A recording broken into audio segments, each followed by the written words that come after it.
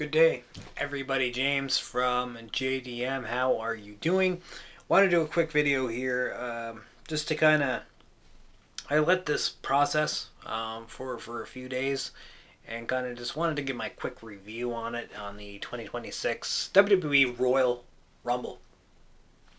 So we're in Saudi Arabia. This was a really interesting lead up to the event because we didn't even know if if the stadium was even going to get built in time.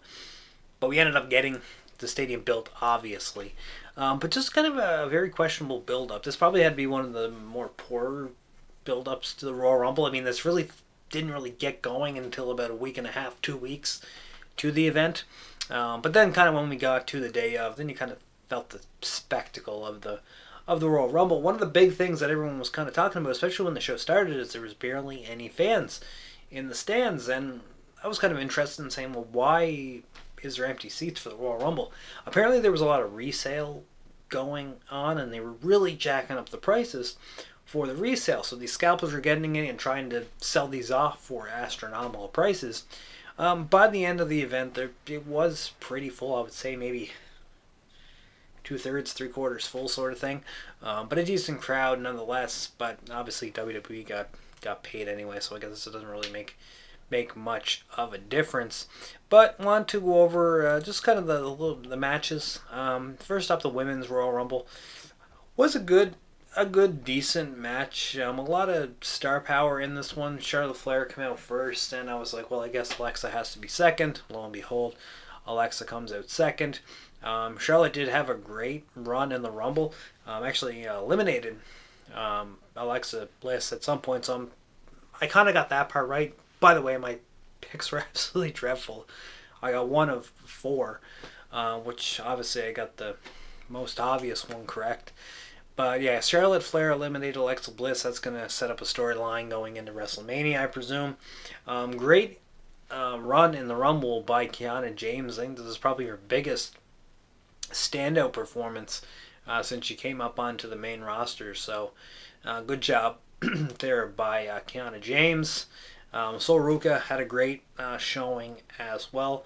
Obviously, she's going to be a future world champion coming up in the future. Roxanne also had a good run in the Rumble. Liv Morgan eventually winning it. She's always had great runs in the Rumble, and good to see her kind of get the dues of a Royal Rumble win. She does deserve it, so great job by her. Raquel Rodriguez, again, going to be a future world champion. She's going to, I know, end up feuding probably with Liv Morgan going on. That may be a match post WrestleMania, maybe into Backlash, SummerSlam time frame. So Brie Bella also made her return, which shocked a lot of people. Man, the fans were amped to see Brie Bella back, at least in Saudi Arabia. I don't know how she's going to be really shown up by the American crowd. I know that there was kind of an awkward promo on Raw that I didn't really see, but that's here nor there. Tiffany Stratton also made her return. Going to be interested to see where she kind of falls going into WrestleMania season. But overall, a decent Royal Rumble match. I'll give it a grade of B. This isn't going to be something that's going to be really remembered, say 5 years from now, other than it being in Saudi Arabia. Also good run there by Last Legend as well. She's going to be a huge star. But yeah, Liv Morgan winning the Rumble. Like I say, I'll give it a grade of B for Liv Morgan winning the Rumble. And it was actually her and Tiffany Stratton, the last two in the Rumble. Next match that was up, it was Gunther against AJ Styles. I got this one wrong as well. I really thought that AJ Styles was not going to retire in Saudi Arabia in January at the Royal Rumble, but here we are. We say that now. What does the future hold? It's wrestling. Yeah, a great match, by the way. I think this was match of the night, in my opinion, just because of the near falls and the ending. I was like, is he really not going to wake up from the sleepover? The sleeper submission. But it was actually an interesting finish as well. I kind of liked the fact that Gunther had him in the chokehold, the rear naked choke, and he went to sleep, and Gunther looks at the referee. He's like, check his arm, he's dead. And then he goes ahead, and the bell rings, and yeah, AJ Styles retired. Takes his gloves off. It looked like he was going to lay them in the ring, and then he puts them back on and raises it up. So I don't think it means that he's really retired, but he may not be back in WWE. There was actually rumors probably just about a few hours ago that he was actually at the WWE headquarters doing some, I guess, promotional stuff. Some people were thinking of maybe a podcast. I don't think they really need another one, but I digress. Drew McIntyre against Sami Zayn. This was for the WWE Championship. This is the one I got right. Mind you, actually, I'll kind of go back to the Women's Royal Rumble. I picked Bianca Belair to win it. She wasn't even in the damn thing, so I didn't get that one right, and the person I picked wasn't even in it. The one I did get right, though, yes, Drew McIntyre against Sami Zayn. A decent match, kind of by the books. I really didn't think that Sami was going to win this. Will he ever get a world title? That is the question. At this point in his career, I'm going to say no, but obviously it's wrestling, you never know. But I'm going to say no. Again, by the books, Drew McIntyre ends up retaining. Not really much to say about that one.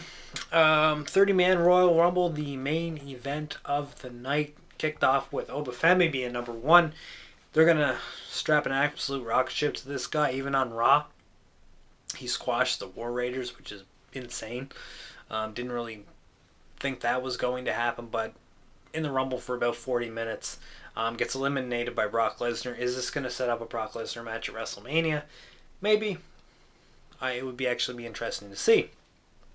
Braun Breaker comes down at number 2, gets eliminated by Obafemi, but before that, a masked guy comes down, kind of takes Braun out, throws him in the ring, and that's when Oba threw him out. So I'm interested to see who the masked guy is. A lot of people are saying it's a mix between Grayson Waller and Logan Paul. I would honestly like to see it be Logan Paul or an Austin Theory. That would make sense. Very surprised to see Rey Mysterio in the Rumble match, because I know he is beat up and he didn't even really look very quick when he was in the ring, so I think he's injured, but they still put him in the Rumble match, and he only lasts like 2 or 3 minutes. Again, Rusev was in there. They're not really doing much with him. Cardona went in. They're not really doing much with him. Javon Evans, he had a really good showing. Basically took everybody's bumps, obviously because he is a good seller, so everyone's just going to kind of throw him around. Mr. Iguana was in there for AAA. Obviously, you want that comedic effect. Him and La Parka were both in the match. Ilya Dragunov, another guy that was in the match, got eliminated by Brock Lesnar. Kind of a weird interaction with Ilya and Brock Lesnar, where Ilya was slapping him, and Brock looks like he just got pissed off and threw him over the ring onto the floor.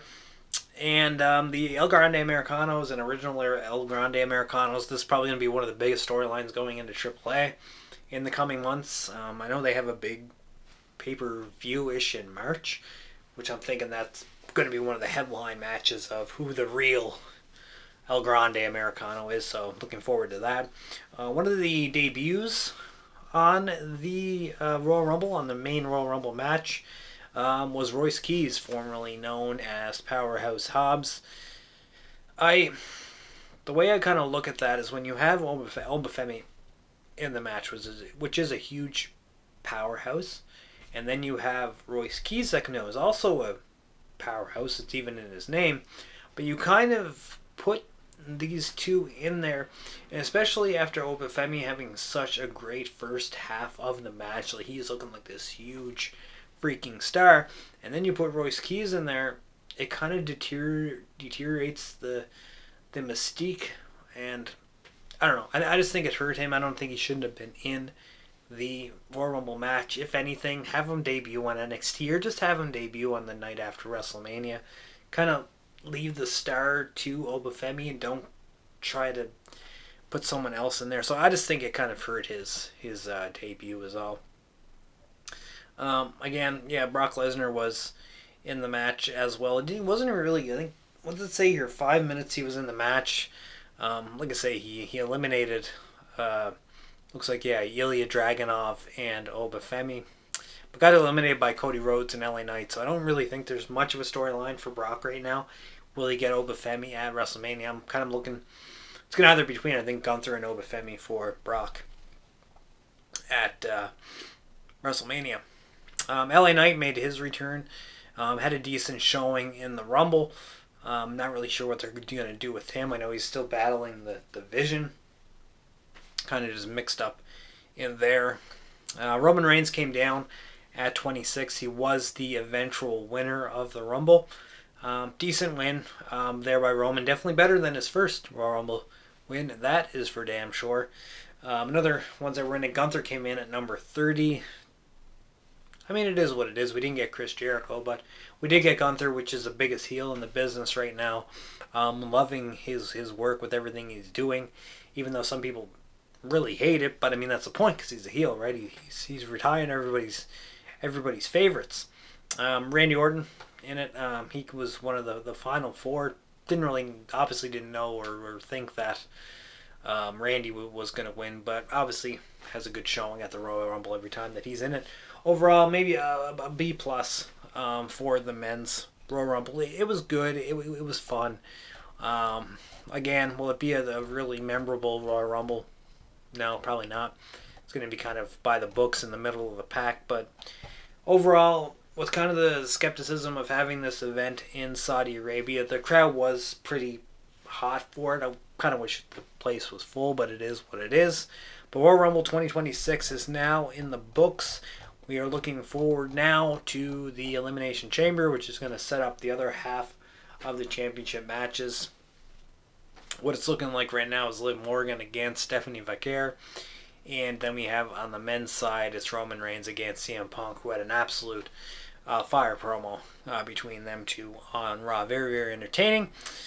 So yeah, that's my Royal Rumble review. Royal Rumble review. That sounds fun. But yeah, thanks everyone for watching, and yeah, we'll see you for the next one.